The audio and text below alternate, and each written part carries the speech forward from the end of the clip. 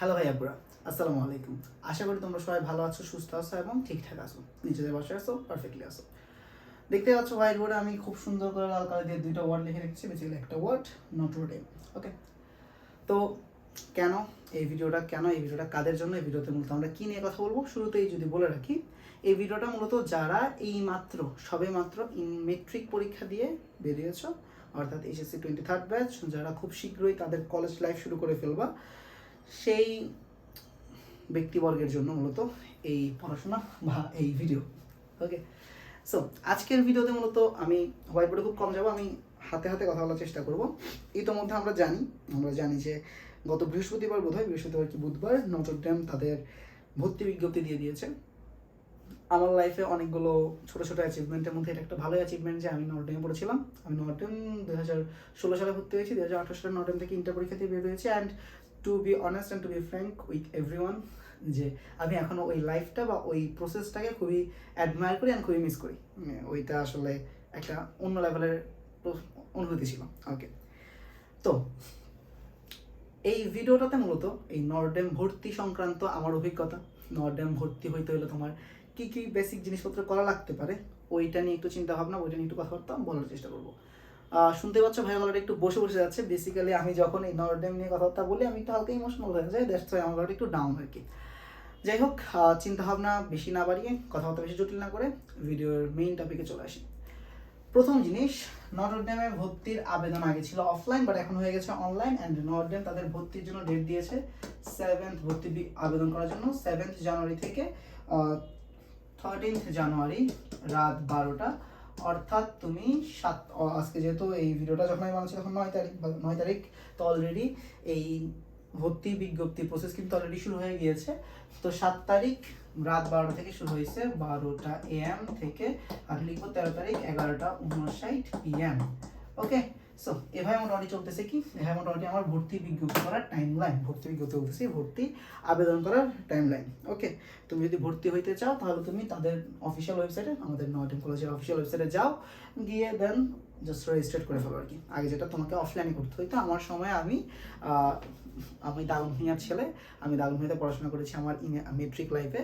তো আমি দাগনভূঞা থেকে ভোর 4:40 বাজে ফার্স্ট ট্রিপে উঠছিলাম, ওইটা একদম সকাল 8টা বাজে নেমেছিলাম, নেমে 12টার দিকে ফর্ম ফিল আপ করে ফর্ম জমা দিতে পেরেছিলাম 12টা সাড়ে 12টা করে। ওকে, সো এখন তোমাদের এত হ্যাসেল নাই, তোমরা জাস্ট অনলাইনে ঢুকো, ওদের ওয়েবসাইটে যাও, গিয়ে রেজিস্ট্রেট করে ফেলো, দ্যাটস ইট। এখন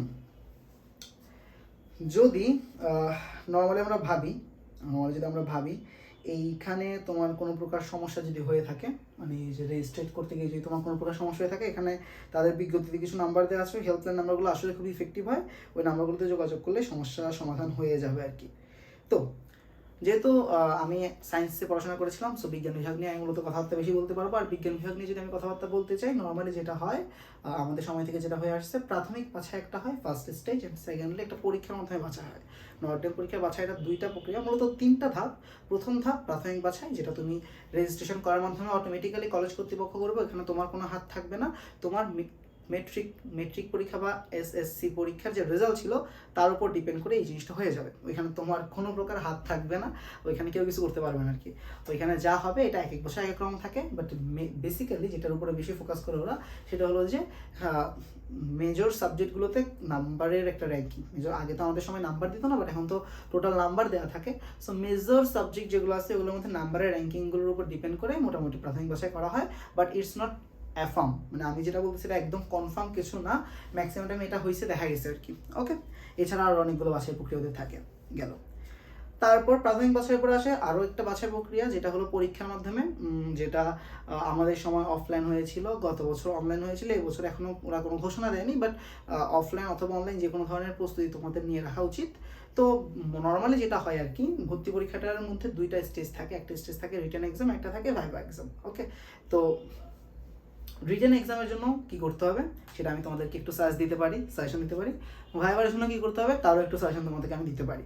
অ্যান্ড এই সাজেশনগুলো ফুললি আমার নিজের এক্সপিরিয়েন্সের উপরে। অ্যান্ড আমার এক্সপিরিয়েন্সটা কিন্তু ভর্তি পরীক্ষা বা ভর্তি এক্সাম নিয়ে, কলেজ ভর্তি এক্সাম নিয়ে অনেক বেশি না, টু বি ফ্র্যাঙ্ক, বাট যা আছে I guess enough for everyone আর কি। ওকে, সেই হিসাবে আমি বলে দিচ্ছি আর কি। তো ওরা ওদের বিজ্ঞপ্তির মধ্যেই কিন্তু বলে দিয়েছে যে তুমি কি কি পড়বা, বিশেষ সময়ের মধ্যে তোমাকে ফার্স্টলি বলে দিয়েছে সংক্ষিপ্ত সিলেবাস। তো বুঝতেই পারতেছো তোমাদের এবার যে মেট্রিকুলার এক্সামটা হয়েছিল এখানে যে যে টপিকগুলো ছিল Bangla, English, physics, chemistry, math, biology, এই 6টা subject, physics, chemistry, math, biology. এখন দেখো এখানে কিন্তু জেনারেল ম্যাথটা বাদ দিয়ে দিয়েছে। যারা বিজ্ঞান বিভাগে তাদের জন্য কিন্তু সাধারণ গণিত পড়তে হবে না, তোমাকে বাংলা, ইংরেজি, পদার্থ, রসায়ন, জীববিজ্ঞান এবং উচ্চতর গণিতে পড়তে হবে। ওকে, সো যদি আমি একটু আবার আমার বিখ্যাত ডিজিটাল বোর্ডের দিকে যাই, তোমাকে যে সাবজেক্টগুলো মাথায় রাখতে হবে ফিজিক্স, কেমিস্ট্রি, হায়ার ম্যাথ, দেন বায়োলজি, দেন বাংলা, দেন ইংলিশ।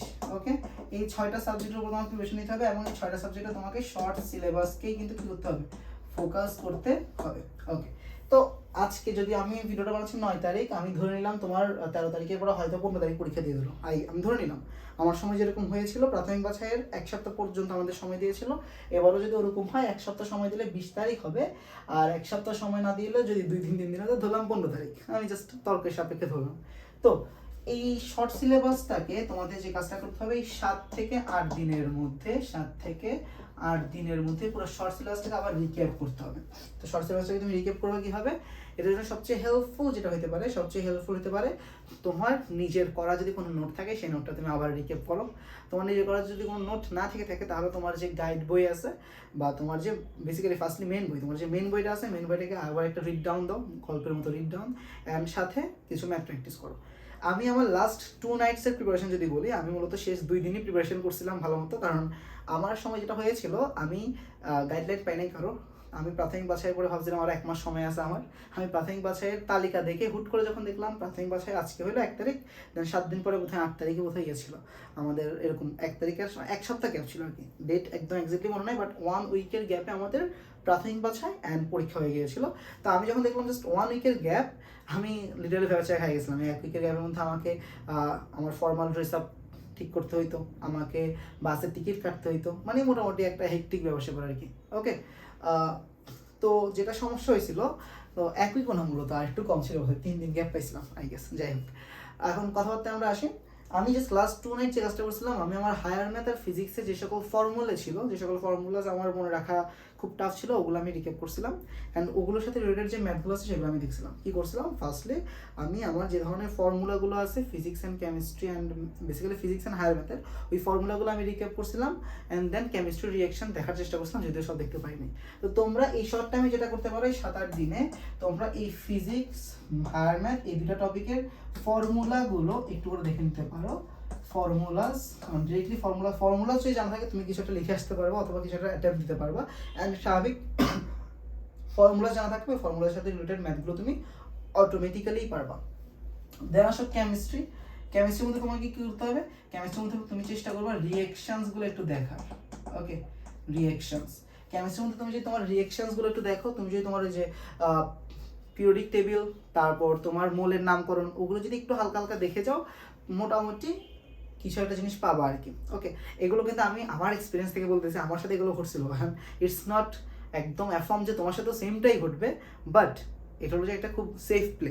ওকে, কারণ এগুলো থেকে কোয়েশ্চেন আসে। অ্যান্ড লাস্টলি যদি তুমি বায়োলজি, বাংলা, ইংলিশে যাও, আমার ক্ষেত্রে যেটা হয়েছিল, আমার সেটটাতে নর্ডেন কিন্তু একটা কাজ করে, বিভিন্ন টাইম স্পেসে বিভিন্ন ধরনের সেট রাখে। আমার সেটটাতে আই গেস আমি বায়োলজিটা পাই নাই, আমি বাংলা ইংলিশ পাইছিলাম। অ্যান্ড এই বাংলা ইংলিশের মধ্যে আমি যে কাজটা করছিলাম, বাংলা ইংলিশের মধ্যে ইংলিশে ছিল মিলিয়ে দেওয়া আর কি, ম্যাচ দ্য টেবিল। তো আমি ইংলিশে ম্যাচ দ্য টেবিলটা পারছিলাম, আর বাংলার মধ্যে জাস্ট নর্মাল কিছু ফিল ইন দ্য গ্যাপ ছিল, ওগুলো আমি করছিলাম বা পারছিলাম। এখন প্রতি বছর যেহেতু মানবন্টন পাল্টায়, প্রতি বছর যেহেতু কোয়েশ্চেনের স্ট্রাকচার পাল্টায়, কোয়েশ্চেনের প্যাটার্ন পাল্টায়, কোনো অ্যাফার্ম সাজেশন তোমাকে দেওয়া যাবে না, তোমাকে একটা সেফ প্লে করার সাজেশন দেওয়া যেতে পারে। আর এই সেফ প্লেটা কী হইতে পারে, শর্ট সিলেবাসের ইংলিশের ম্যাচ দ্য টেবিল আর রিয়ারেঞ্জ দেখে যেতে পারো, ম্যাচ দ্য টেবিল এবং রিয়ারেঞ্জ থেকে কিছু জিনিসপত্র তোমার কমন করে যেতে পারে।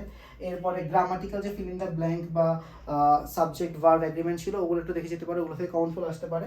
দেন বাংলা থেকে তুমি যে কাজটা করতে পারো, বাংলা থেকে তুমি বাংলা যেহেতু বাংলা দ্বিতীয় পত্র বা প্রথম পত্র ফিক্স করে দেয় না, শুধু বাংলা বলছে, তো বাংলা থেকে আমার মতে যে কাজটা করে গেলে খুবই বুদ্ধিমানের কাজ হবে সেগুলো হচ্ছে বাংলা দ্বিতীয় পত্রের এবং বাংলা প্রথম পত্র থেকে সিলেক্টেড কিছু টপিক, মানে শর্ট সিলেবাস মানেই তো সিলেক্টেড, ওই সিলেক্টেড শর্ট সিলেবাসের সিলেক্টেডগুলো থেকেও কিছু সিলেক্টেড টপিক, বেসিক্যালি কেমন কবিতার নাম, কবিতার লাইনগুলো একবার, এরপরে শব্দার্থগুলো, বইয়ের মধ্যে যা যা আছে মোটামুটি আনাচে কানাচে বই পড়লেই কিন্তু হয়। একটা জিনিস দেখবা বিজ্ঞপ্তিতে বারবার বলে দিয়েছে, কোনো কোচিংয়ের প্রয়োজন হয় না। কেন কথাটা বলা হয়েছে? কারণ নটরডেম অলওয়েজ চেষ্টা করে আসছে তাদের মেইন বইটাকে ফলো করার, মানে মেইন বইয়ের মাধ্যমে পড়াশোনা করানোর। বাট এখন সত্যি বলতে গেলে একটু নিড থাকে আর কি, কোচিং একটু বেনিফিশিয়াল হয়ে যায়। কীভাবে বলো তো?